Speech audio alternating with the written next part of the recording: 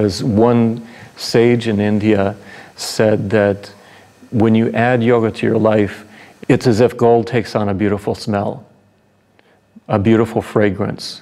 3, you're almost home free. In the West, we're a little bit addicted to the physical practice because we're obsessed with our bodies.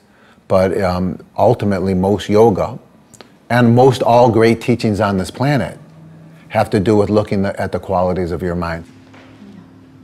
But long before it conquered the West, Hatha Yoga was in danger of disappearing under British colonial rule in India. This was prevented by a teacher who wanted to teach his teenage students yoga at the turn of the 20th century.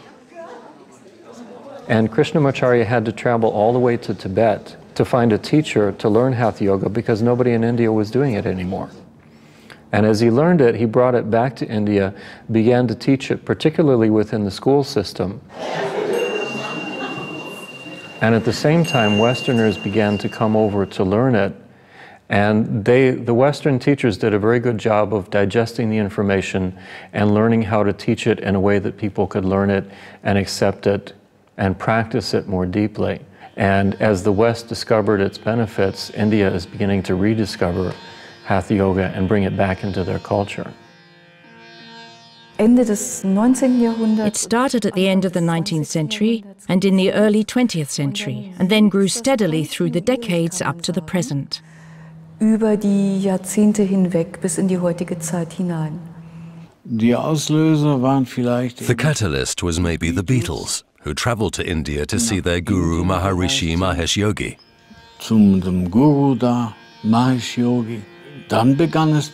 After that, the boom began. Then the other yogis said, he sells mantras, sleeping pills. It's just like a sleeping pill if you spend your whole time saying, Om Namah Shivaya, Om Namah Shivaya, Om Namah Shivaya. It sends you to sleep.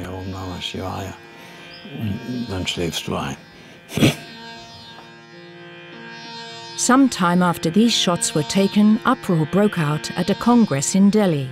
There were maybe 4,000 people. I was sitting there, and in came the Maharishi. And then voices shouted out, "You've ruined yoga, get out!" And he left. There are people who notice that they can gain power over other people if they use the tools of yoga skillfully.